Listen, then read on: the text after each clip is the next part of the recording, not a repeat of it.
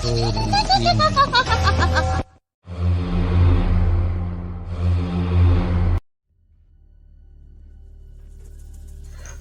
আমার প্রিয় শ্রোতা বন্ধুরা, আমি প্রকাশ।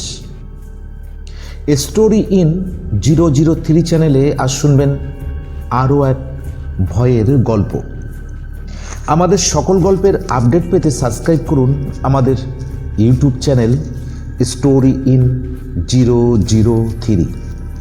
গল্পের সূত্রধর ও সত্যব্রতর ভূমিকায় আমি আপনাদের প্রকাশ, অন্যান্য ভূমিকায় অমল, পপি ও বিশু, পোস্টার ডিজাইন তিতলি। শুরু করছি মানবেন্দ্র পালের কলমে গ্রাম বাংলার ভূতের গল্প রহস্যময়ী।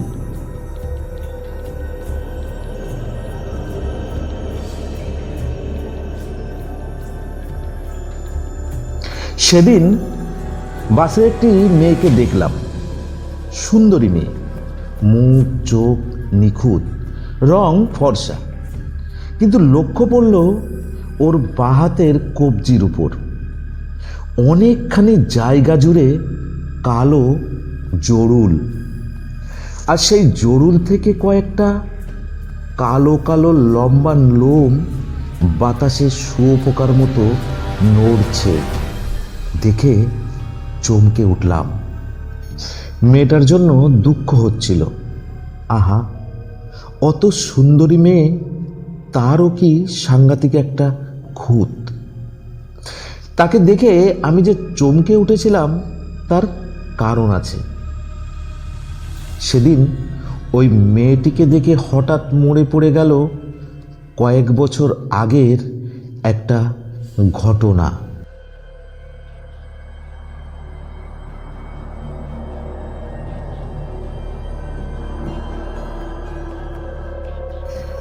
ঘটনাটা শুনেছিলাম সত্যব্রতর মুখে। শোনার পর বেশ কয়েক রাত ঘুমাতে পারিনি। কেবলই মনে হয়েছিল এ কি সম্ভব। সেই ঘটনার কথা বলি। সত্যব্রত তখন সবে ডাক্তারি পাশ করেছে, বড়লোকের ছেলে, টাকা পয়সার কোনো অভাব নেই। ছোটবেলা থেকেই তার ইচ্ছা ছিল ডাক্তার হব, আর ডাক্তার হয়ে কলকাতায় বসবো না, বসবে কোনো পল্লী গ্রামে। কলকাতায় তো বড় বড় ডাক্তারের অভাব নেই, কিন্তু পল্লী গ্রামে বড় ডাক্তার নেই। বড় বড় ডাক্তাররা সহজে শহর বাজার ছেড়ে গ্রামে যেতে চায় না, কেননা গ্রামে নাকি পয়সার জমে না। রোগীর অভাব হয়তো হয় না, কিন্তু টাকা। গ্রামের লোক ভারী গরিব, তারা ডাক্তারকে বেশি পয়সা দিতে পারে না। আজকাল মানুষের মনটাই বদলে গেছে। টাকা ছাড়া মানুষ আর কিছুই ভাবতে পারে না। যেখানে যত বেশি টাকা, সেখানেই পাগলের মতো ছোটে। কিন্তু সত্যব্রতর মনটা ছিল অন্য রকম। সে ভাবত, টাকা নেই বলে কি তারা বড় ডাক্তার দেখাতে পারবে না?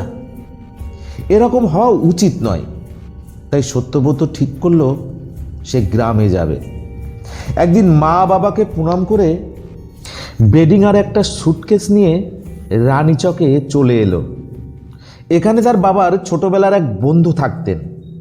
তিনি উৎসাহ করে সত্যব্রতকে গ্রামে এসে বসাতে চেয়েছিলেন। সেখানে একটা ছোটখাটো ডিসপেন্সারি ছিল। তিনি বললেন, বাবা সত্য, এই সবই তোমায় দিলাম বাবা, তুমি শুধু এখানে থেকো। গ্রামের অসহায় মানুষদের তুমি বাঁচাও। বাড়িটা পুরানো, দোতলা বাড়ি অবশ্য। ওপরে দুখানা ঘর, নিচে দুখানা। সে আমলের খড়ি দেওয়া জালনা। ছাদের নিচে বড় বড় মোটা কড়ি। দেওয়ালে নোনা ধরেছে, হয়তোবা বর্ষায় ঘরের মধ্যে জলও পড়ে একটু আধটু। আলসের কোণ ফুঁড়ে একটা অশ্বত্থ গাছের চারা দিব্যি মাথা তুলেছে। এরকম পুরানো নির্জন বাড়িতে সত্যব্রতর থাকার অভ্যাস নেই। তার ভারী মজা লাগলো। ভাবলো, মন্দ কি, নতুনত্ব আছে। মানুষকে তো সব রকম অভ্যাসের মধ্যে দিয়ে চলতে হয়। নানা অভিজ্ঞতার মধ্য দিয়েই মানুষ বড় হয়, এও একটা অভিজ্ঞতা। সত্যব্রত দেখলো ডাক্তারখানায় ওষুধপত্র নেই বললেই প্রায় চলে। যাও বা আছে সব পুরানো। এখন কত নতুন নতুন ওষুধ বেরিয়েছে, সেসবের কিছুই নেই। সত্যব্রত একটা লিস্ট করে নিজেই টাকা দিয়ে সেই সব ওষুধ আনিয়ে নিল। দেখতে দেখতে সত্যব্রতর হাত যশ ছড়িয়ে পড়ল। শুধু রানীচক নয়, পাশাপাশি গ্রাম থেকেও রুগী আসতে লাগলো। তারা সাধ্যমতো যা দেয় সত্যব্রত খুশি হয়ে তাই নেয়। সবাই বলে, এমন ডাক্তার হয় না। শহর বাজারেই রাত বিরেতে ডাক্তার ডাকলে আসতেই চায় না, আর গ্রামে তো কথাই নেই। রুগী মরে যাচ্ছে শুনলেও ডাক্তারবাবুরা আসবেন না। তাদের অনেক অজুহাত।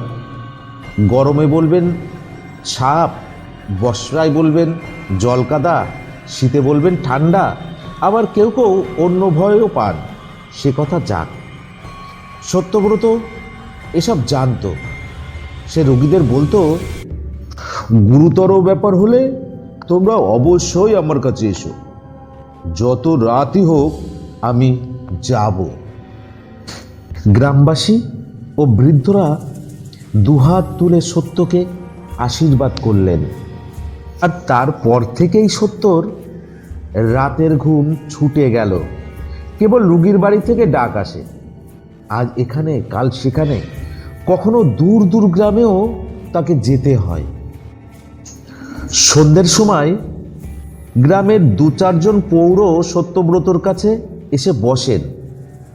বয়সে সত্যব্রত তাদের থেকে অনেক ছোট, তবু ডাক্তার তো। তারা গল্পগুজব করেন। জ্বর যারা হলে বিনা পয়সায় ওষুধও নেন।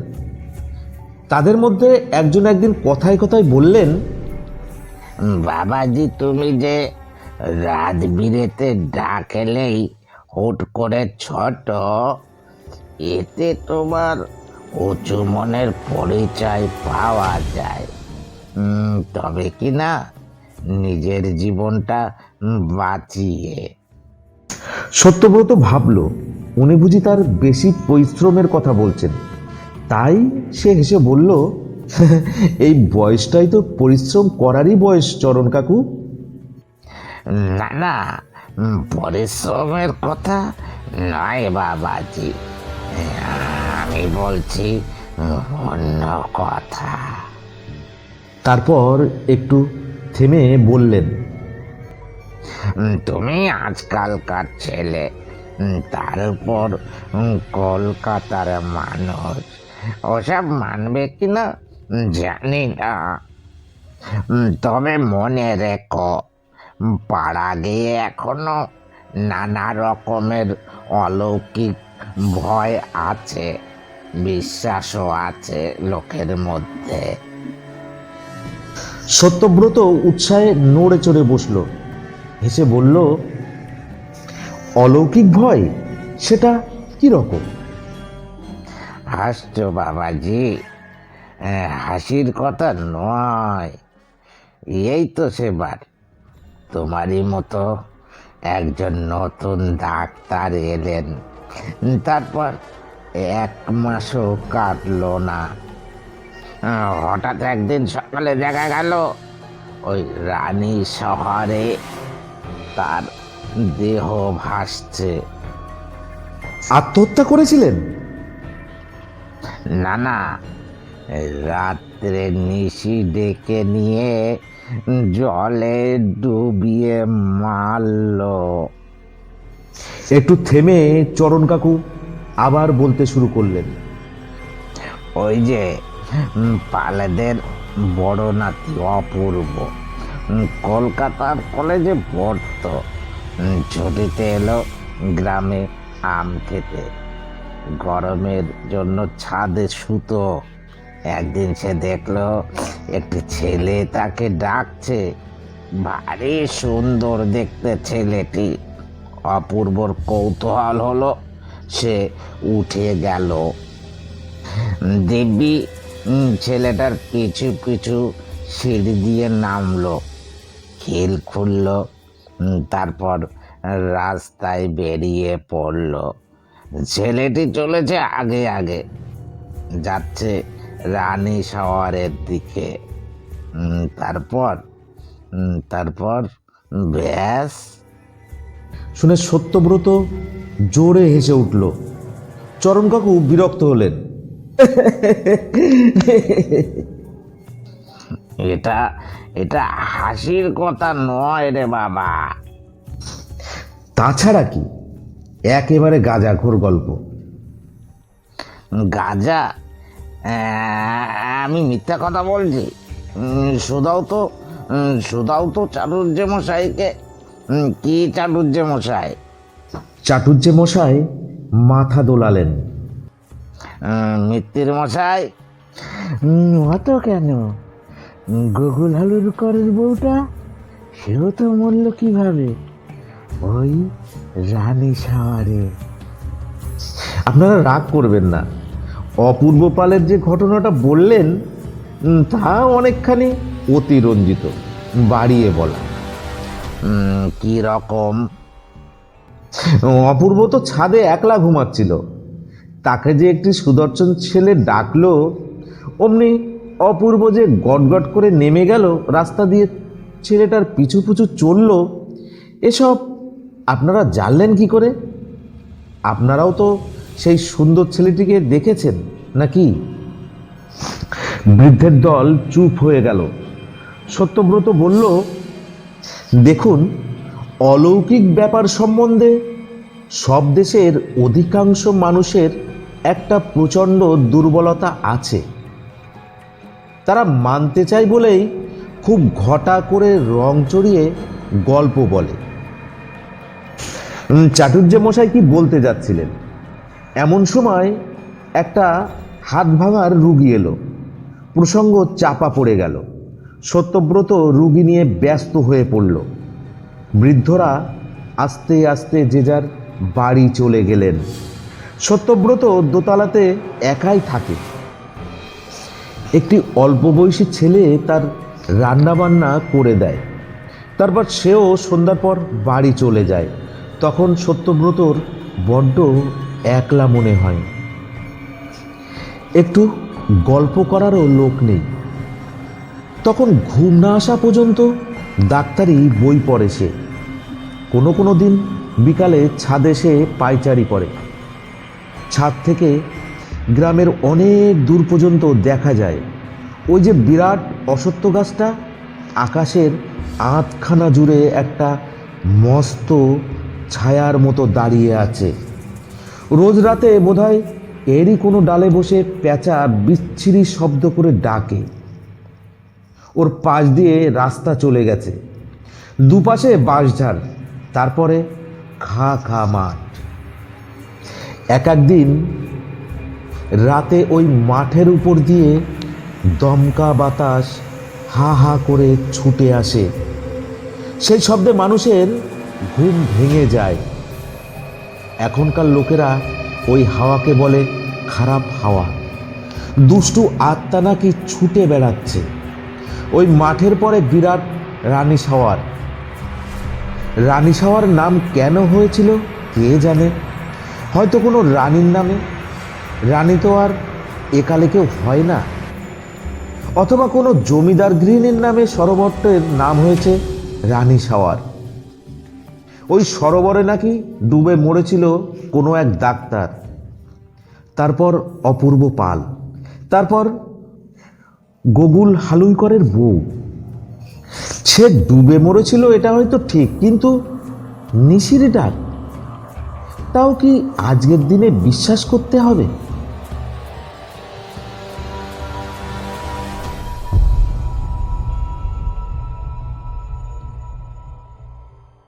কয়েকদিন পর রাত তখন কত কে জানে, টিপ টিপ বৃষ্টি পড়ছিল।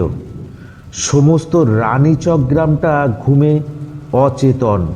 হঠাৎ সত্যব্রতর ঘুম ভেঙে যায়। কেউ যেন তাকে ডাকছে। ডাক্তারবাবু, ডাক্তারবাবু। কে? দেখলো রীতিমতো একজন ভদ্রলোক,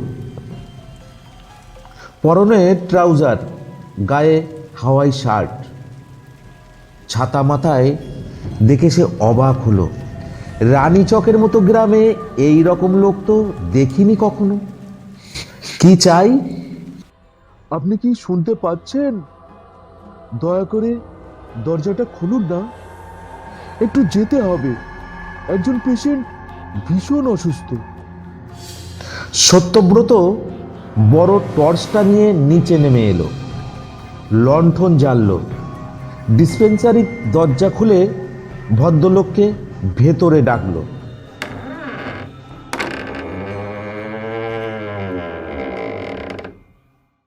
আসুন। ভদ্রলোক ঢুকলেন। সত্যব্রত লণ্ঠনটা টেবিলের উপর রেখে চেয়ারে বসলো। বসুন। না, বসবার সময় নেই, এখনই আপনাকে একবার যেতে হবে। কোথায়? মদনহাটি। মদনহাটি? সে আবার কোথায়? নদীর ওপারে। সত্যব্রত চুপ করে রইল। একে বৃষ্টি পড়ছে, তারপর এত রাতে নদী পেরিয়ে। কি ভাবছেন ডাক্তারবাবু? আপনাকে যেতেই হবে, নইলে আমার শ্বশুরমশাই বাঁচবেন না। কিন্তু না না, কিন্তু টিন্তু নয়, আপনাকে যেতেই হবে। ব্যাস, সঙ্গে সঙ্গে সত্যব্রতর মন গলে গেল। এমন সময় ঘরে ঢুকলো একজন মহিলা, 24-25 বছর বয়স হবে, রীতিমতো সুন্দরী। কালো শাড়ির সঙ্গে কালো ব্লাউজ, কাঁধ থেকে ঝুলছে ফোমের কালো ব্যাগ, হাতে কালো লেডিস ছাতা। এই রাতেও কালো কাচের চশমা পরেছেন। তার ফর্সা ধবধবে রঙে কালোর ওই সমারোহ বড় সুন্দর মানিয়েছে। ভদ্রলোক পরিচয় করিয়ে দিলেন। ইনি আমার স্ত্রী, এরই বাবা অসুস্থ। সত্যব্রত একটু অবাক হলো।